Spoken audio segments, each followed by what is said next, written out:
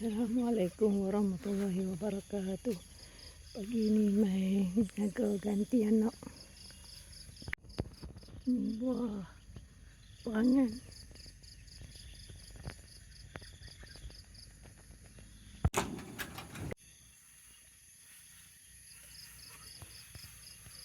Nampak ramai suasana pagi. Pokok perangan, buah perangan.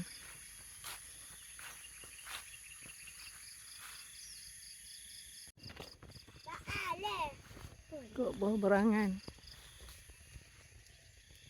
Tak boleh ambil lagi, dia tak masak lagi. Nanti dia luruh, nanti baru boleh ambil. Ni mu. Sini sekejap dia mau main nak berdiak air, boleh duduk rehat-rehat kat sini.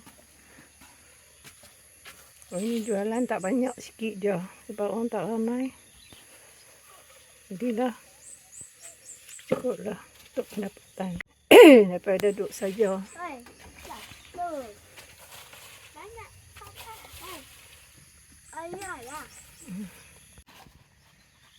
Tarik semua tu.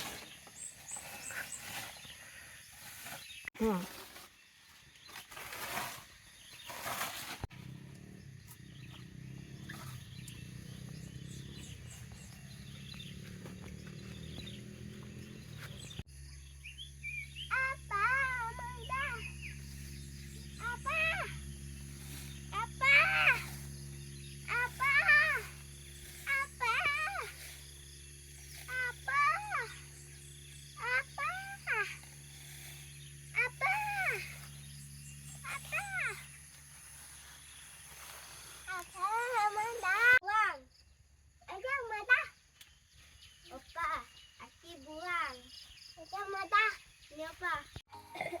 Rasa dia tengah dia lagi keras. Rasa dia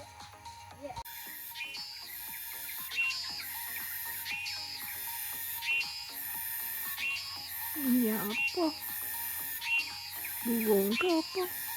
ayam lah ni. Tak ayam. Tak ayam.